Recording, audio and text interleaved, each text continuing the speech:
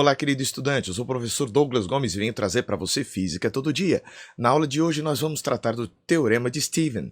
E nesse teorema nós vamos entender por que razão a pressão vai aumentando sobre os seus ouvidos e sobre o seu corpo à medida que você mergulha se aprofundando num líquido, numa piscina ou até mesmo no mar. Se você gostou dessa ideia, deixa logo o seu joinha. Quer ver mais vídeos como esse? Se inscreve aqui no canal e ativa o sininho das notificações para receber aquele aviso esperto quando tiver um vídeo novo. Quer aprender física comigo? Eu tenho um curso feito especialmente para você no meu site, professordouglasgomes.com. Então vamos começar os nossos estudos? Vem comigo! Para começar, saiba o que é uma pressão. Pressão corresponde ao valor da razão do módulo de uma força de contato normal e uma superfície. Como assim? Para que haja pressão, deve ser aplicada uma força de contato normal. O que significa normal? Perpendicular a uma superfície. Forças tangenciais a uma superfície não exercem pressão, elas exercem tensão de cisalhamento. Mas isso não vai ser o tema da aula de agora. Nós vamos falar sobre pressão. Esta pressão é a razão da força pela área. Então vai ser medida no sistema internacional em Newton por metro quadrado. Newton por metro quadrado que nós vamos chamar de Pascal. Cuidado, o plural de Pascal são pascals e não pascais, como muitos falam. Então, primeira ideia sobre pressão é isso. Agora, você já se perguntou qual é a pressão que a atmosfera deve estar exercendo sobre a sua pele agora, neste momento? Eu vou te dar alguns exemplos, alguns valores numéricos. Em uma área de 1 metro quadrado, a atmosfera, as partículas que constituem a atmosfera, exercem por contato, por colisão dessas partículas com uma superfície, numa área de 1 metro quadrado, uma força de 101.300 newtons, quando se encontra ao nível do mar. Então, o que vai acontecer? O valor desta pressão vai ser de 101.300 newtons dividido por metro quadrado, ou se preferir, 101.300 newton por metro quadrado, ou ainda, se preferir, você pode colocar 101.300 pascals. Mas fica muito comprido escrever isso daqui. Em notação científica, nós colocaríamos 1,013 vezes 10 elevado à quinta pascals, de tal forma que acontece o seguinte: como isso daqui é quase 1,01, a gente arredonda o valor da pressão exercida pela atmosfera, que nós costumamos chamar de P0, para o valor simplesmente de 10 elevado à quinta pascals. Existem outras unidades de medida para a pressão atmosférica. Nós vamos ver daqui a pouco que isso daqui pode ser medido em coluna de mercúrio. Isso dá 76 centímetros de uma coluna de mercúrio, cujo símbolo é Hg. Também existe uma outra unidade que foi criada justamente para chamar de esta pressão ao nível do mar, esta pressão atmosférica ao nível do mar, que é uma atmosfera, representado por ATM. Então, isso daqui é a famosa atmosfera. Então, esses são alguns valores que você vai encontrar na maior parte dos problemas relacionados à pressão atmosférica. Vamos então ao Teorema de Stephen. Vem comigo. Nós temos aqui, representado na nossa lousa, um recipiente que contém um líquido. Suponhamos que este líquido seja a água, por exemplo, mas o que a gente for estudar aqui para a água vai valer para qualquer líquido. O que a gente vai fazer? A gente sabe que isso aqui é uma grande extensão de líquido, mas nós vamos pegar um pequeno pedaço desse líquido. Como assim? Eu vou pegar uma porção cilíndrica deste líquido para nós estudarmos. A gente poderia dizer que é como se este nosso grande recipiente com líquido, essa grande porção de líquido, fosse formado de vários pequenos cilindros de líquido. Isso daqui tudo imaginário, nós estamos imaginando isto. Agora vamos pegar e analisar um desses cilindros, e apenas um. Então, imagine que nós estamos colocando nossa atenção nesta porção de líquido que está aqui nesta grande porção. Eu quero fazer uma pergunta para você. Quais são as forças que atuam neste objeto? Você já deve estar se perguntando, né? Seria o peso? Exato, o peso é uma das forças. Fiz então a separação. Peguei este cilindro que está aqui dentro e tirei, né? Deixei aqui o vazio, mas isso aqui é meramente didático. Isso daqui é para a gente entender que a gente está desvinculando esta parte cilíndrica aqui de água que está lá dentro desta parte que resta, certo? Então nós separamos os dois pedaços. O que vai acontecer? A Terra está atraindo este pedaço de água para baixo, fazendo uma força gravitacional que não é uma força de contato, é uma força de ação à distância. Então, à distância, gravitacionalmente, a Terra atrai esta porção de água, e à distância, esta porção de água atrai a Terra. Então, vejam, ação e reação. Por outro lado, por que isso daqui não está caindo? Porque o líquido está fazendo forças de contato, forças ali onde um está encostando no outro, o líquido de fora está fazendo uma força no líquido de dentro, né? O restante do líquido está fazendo força nesta parte do líquido, de tal forma a mantê-lo em equilíbrio ali. Note agora que vai existir força, né? Este cilindro, para ficar aqui dentro deste grande líquido, ele empurra o líquido para os lados, para cima e para baixo. Pelo princípio da ação e da reação, o líquido comprime também este pedaço cilíndrico de líquido que a gente tem aqui. Então, este cilindro vai fazer forças no restante do líquido e aquele restante do líquido vai fazer força nesse cilindro. Princípio da ação e reação. Estou colocando com asterisco aqui para você saber que um é ação, o outro é a reação. Forças de contato. Pois bem, agora as forças laterais aqui, elas vão se equilibrar, porque elas são as únicas que existem, então elas mesmas já se equilibram. Mas na vertical, não. Na vertical, além de ter as forças de contato, nós temos a força-peso. Então nós vamos ter de dizer que o valor de F1 mais o valor da força-peso é igual ao valor de F2. Em módulo falando, o módulo de F1 mais o módulo do peso deve ser igual ao módulo de F2 para que haja o equilíbrio na vertical, para que esse objeto esteja em repouso. Tudo bem? Agora, como é que a gente calcula as forças exercidas? A gente sabe que aqui nesta face de baixo, que a gente tem uma área A, existe uma pressão P2, e ali em cima, naquela mesma área A, existe uma pressão P1.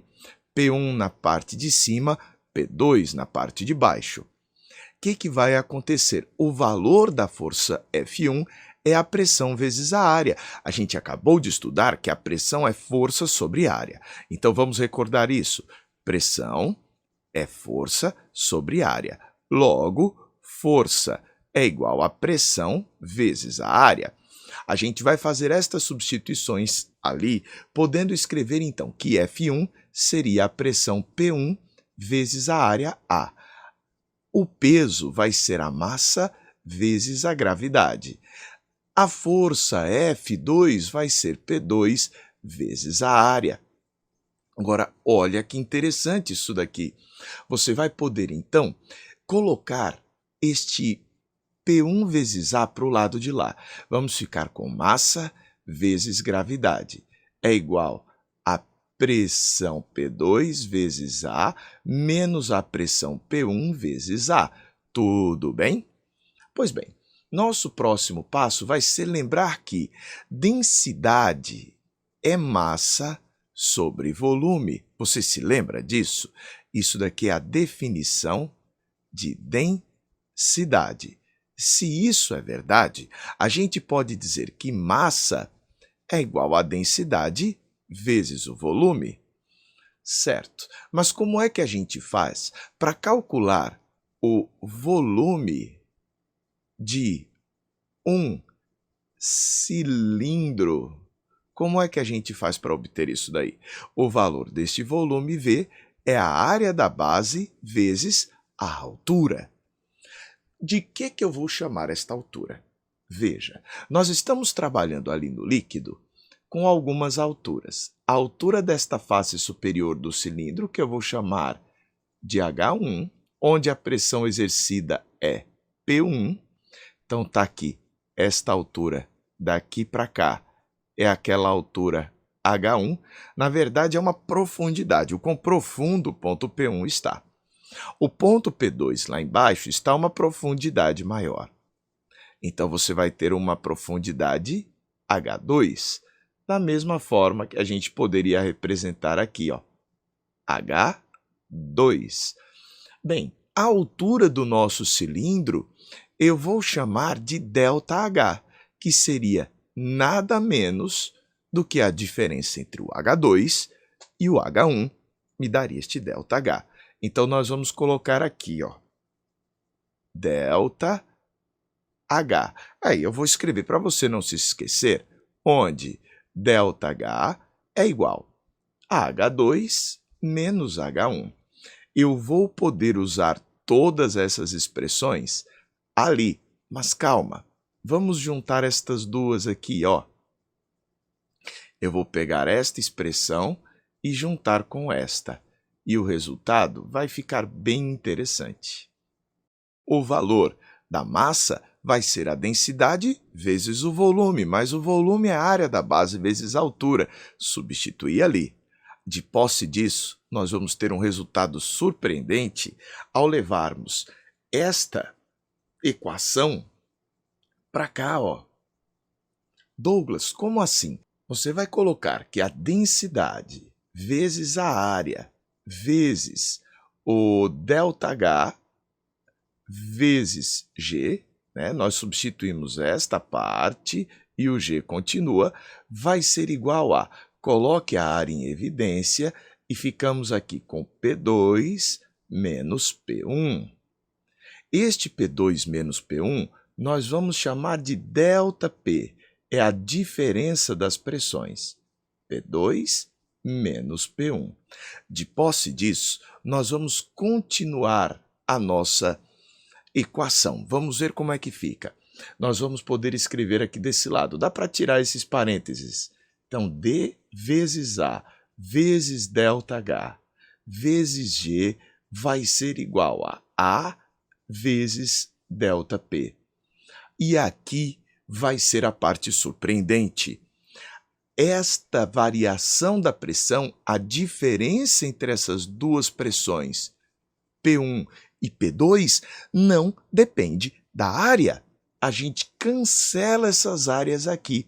Então, a pressão que vai aumentando à medida que você vai descendo em um determinado líquido vai ser igual a D vezes G vezes ΔH, onde este ΔP é a diferença entre as pressões e este ΔH vai ser a diferença entre as profundidades. Então, está aqui a nossa conclusão a respeito do Teorema de Stevin. O Teorema de Stevin diz exatamente o que essas expressões estão trazendo para você. À medida que você vai se aprofundando em um líquido, a pressão vai aumentando. Este aumento de pressão depende do quanto você vai descer, depende da densidade do líquido e da gravidade. Assim, nós terminamos esta primeira ideia. Vamos aplicar isso ao menos uma vez? Vem comigo. Qual é, então, o aumento de pressão causado pela coluna de água a seguir? Poxa, coloquei 3 colunas diferentes. Será que os resultados serão diferentes? Que possui 10 metros de altura. Sabendo que a pressão atmosférica no local, olha, coloquei local, né? Não existe local, existe local. É de 100.000 pascals. Qual a pressão total no fundo do recipiente?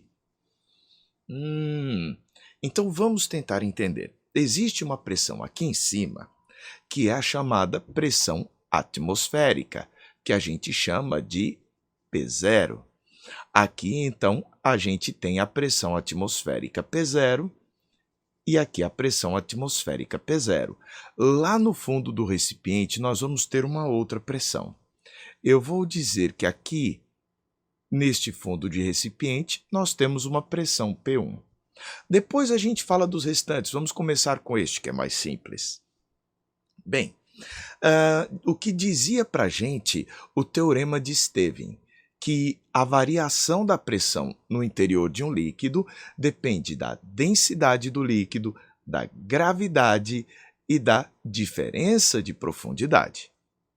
A diferença de pressão aqui vai ser P1, que é maior lá no fundo, menos P0. Esta é a nossa diferença de pressão, que é o que o problema já está perguntando para a gente. Mas não vamos colocar isso ainda, não. Vamos já fazer aqui a história. Qual que é a densidade da água? A densidade da água, poucas pessoas acertam. Não vale 1. Ela vale 1000 quilogramas por metro cúbico. Douglas, eu jurava que era 1.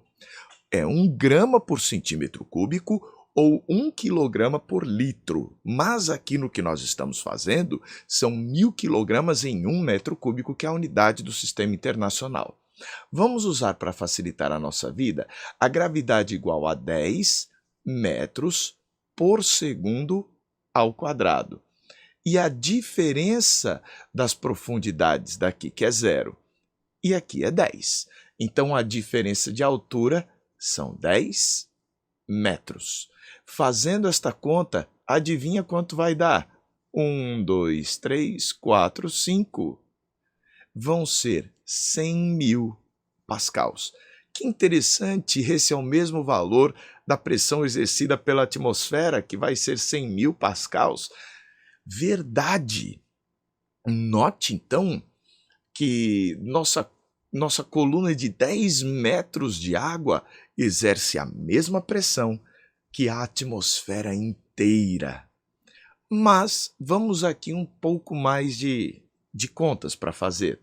Ele não quer a pressão bem aqui no fundo, o valor de P1. Não se esqueça de que o ΔP é a diferença entre as pressões P1 menos P0. Isso vai ser igual a 100.000 pascals. Mas a pressão atmosférica é de 100.000 pascals também. Então, P1 menos 100.000 pascals vai ser igual a 100.000 pascals. Passando para o outro lado, o nosso P1 vai ser igual a 200, né? Porque aí a gente soma 200.000 pascals. É muito comum você encontrar, para resolver problemas desse tipo, a seguinte expressão.